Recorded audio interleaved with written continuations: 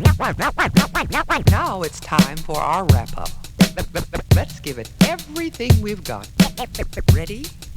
Begin. All right, y'all. Welcome back to the final video for Friday, R5.3. And this will be the last video, I promise, for the week. And then we'll start with rotation 6 on Monday. Okay, so hopefully you've thought about times when you've been in consolation and desolation. And we're just going to hit you with a few more rules. We get to 14. Oops. We get to 14 and then we'll be done. Someone's got the remote there, huh? Okay, so the 11th rule here, this is not Luigi Giussani, but this is another Italian. We'll talk about him in just a second. The 11th rule is that when you're in consolation, okay, you want to remain humble and realize it's not because of you that you're in consolation. And it has two effects, right? One, it keeps you focused on God. And then two, right, when you're in desolation, right, there's this connection again, this ebb and flow that you're going to be in both. So you got to remember that when you're in desolation, remember that you can do great things even with just a little bit of God's grace. And the idea is this. This is why they're together, they're connected. Don't think too highly of yourself when you're in consolation that you thought, man, I'm so amazing. This is why I'm feeling consolation.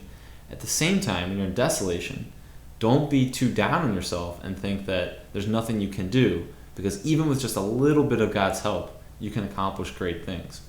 The guy right here is Blessed Pier Giorgio Frassati.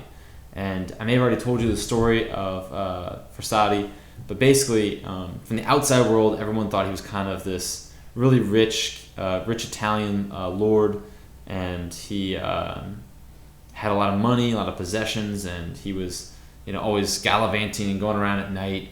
And then turns out he ends up dying at a young age, right? And so everyone thought that he was partying at night, but it turns out at his funeral, all these homeless people show up.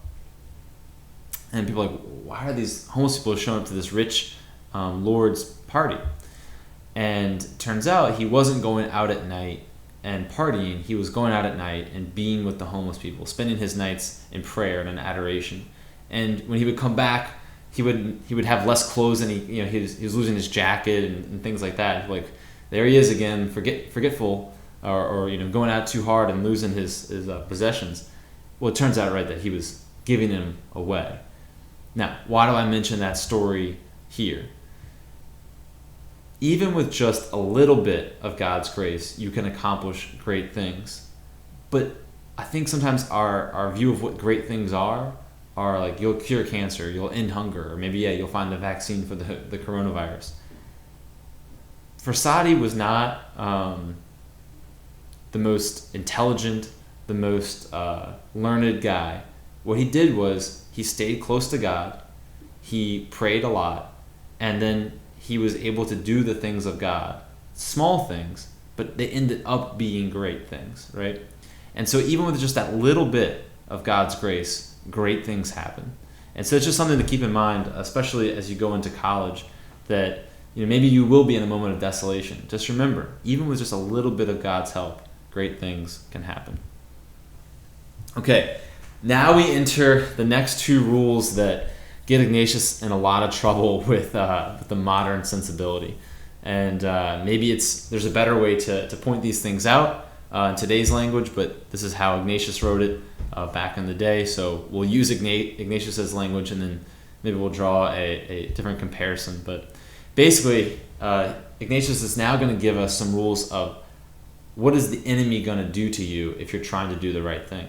And the first one he says is that the enemy is going to attack like a woman. It does not sound great to our modern ears. That sounds fairly sexist. Here's what he means, and there is truth to this, and to some extent, right? Men are physiologically stronger than women, 90% of the time, 99% of the time. And so if a woman were to defeat a man in a fight, it's going to be psychological warfare versus physical warfare. And that's what Ignatius is actually getting at. He's not trying to say that women are evil, that women are like the devil, but if you're a woman and you're trying to defeat your husband or boyfriend or what have you, a lot of times it's going to be through psychological means rather than physical means. And so you probably all heard, of one of your friends, maybe you are this friend, that says like, he's whipped or something like that, that his girlfriend's got him wrapped around her finger. And that's what Ignatius is talking about, is that if you as a man show any sort of psychological weakness there, and you've got a girlfriend or this woman that's, again, she does not have your best interest at heart. So we're talking about someone that has evil motivations. He's talking about the enemy of the human nature here.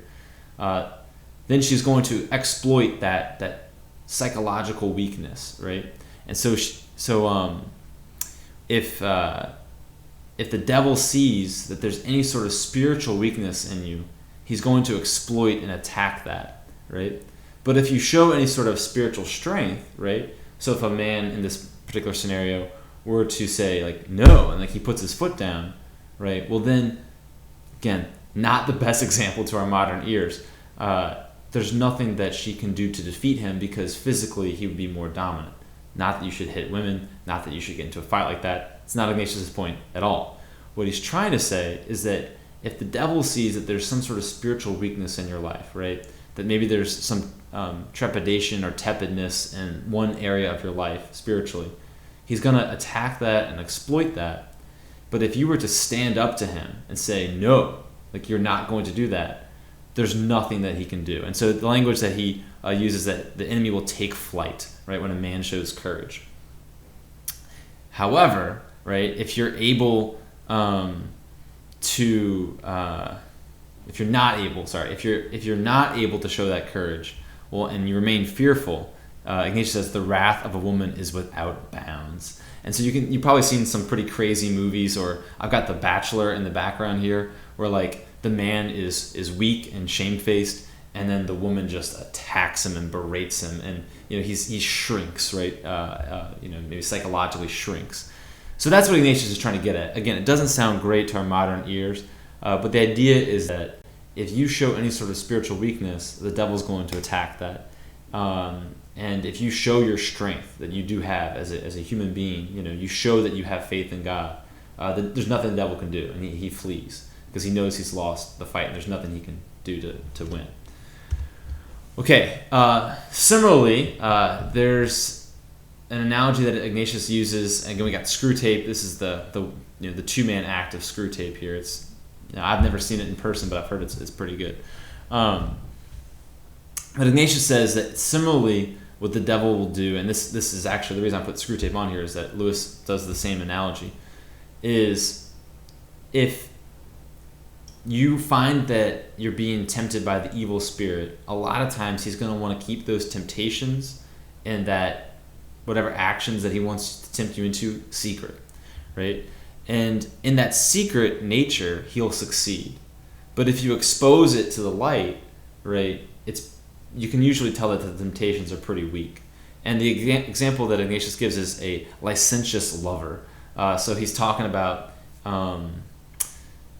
less than good romantic behavior by people, is that if you keep it in the dark, you keep it in secret, it's got all this kind of power over you. It's got all this this control because of that secret nature of the temptations, right? And so, again, you could think maybe more practically about sexual temptations that you would be embarrassed to tell to even your friend, but especially embarrassed like if your grandma found out or something like that. And the devil's got all this power over you because it's being kept secret, right? But if you bring it to light, those temptations, you see how ridiculous they are in the light of day.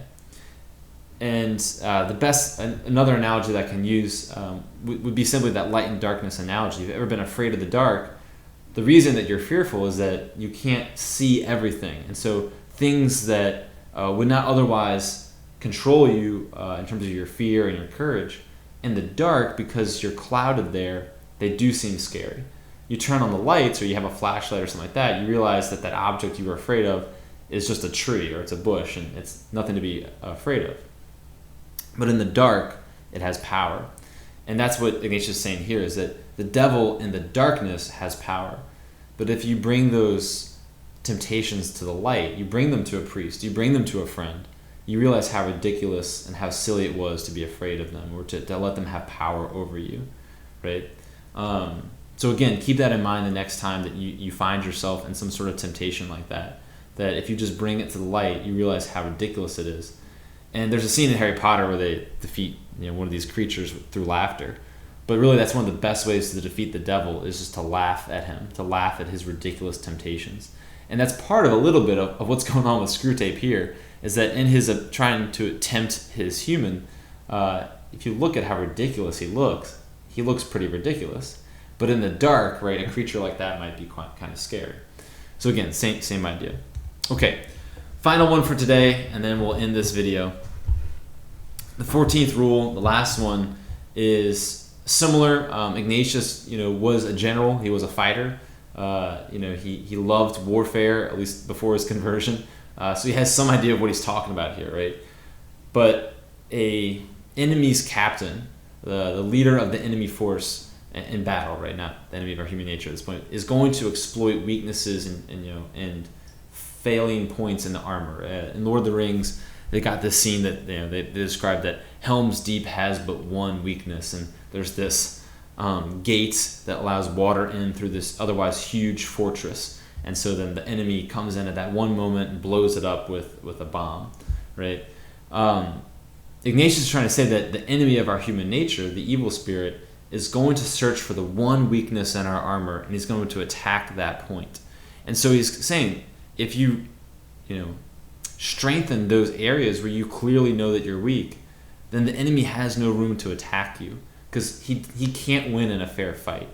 And that's really important to remember in the spiritual life, is that the devil cannot beat you in a fair fight. He has to cheat somehow, right? So if you go back, he's either got to cheat in the darkness, he's got to cheat through psychological warfare. He can't beat you on God's terms and on your terms. You've got to play by his rules in order for him to win. And the same thing is true in this last rule, is that if you have no weaknesses, or you try to strengthen up your weaknesses, then the devil can't win. And so you want to look for the areas in your life that are spiritually weak and build those up first, right? Or most importantly, because those are the areas that the devil's likely going to attack you on. And even just being aware of them, right? Of the idea of being aware of your preconceptions and thought, and now your interior movements. Let's say that you're always concerned by what other people think of you, and you never do anything about that. Well, that's going to have a big impact on your choice of who to marry, right? Because what if you never address that spiritual weakness? And so you're constantly concerned in the back of your mind, well, what will people think of me if I were to be dating so-and-so, or if I were to marry so-and-so? What would my parents think about that? What would the outside world think of that? Or let's say you're called to be a priest, and you're so worried about what other people will think.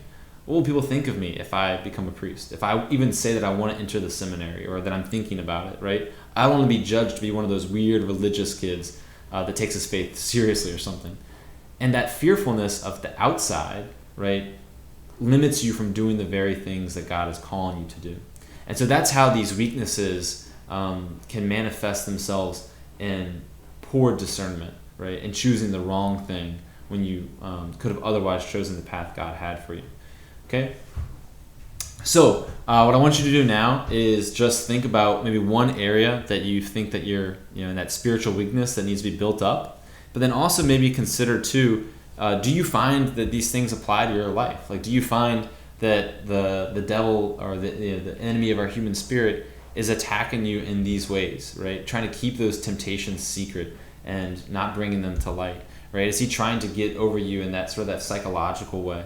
That if you only just said, no, like, I'm not doing that, you would be able to conquer him, right?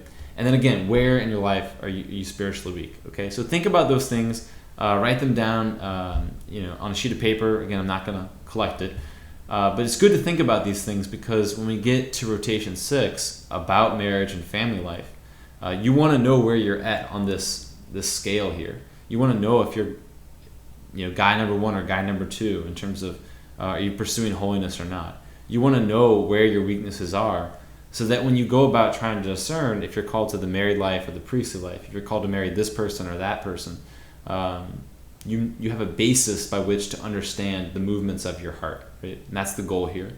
Okay.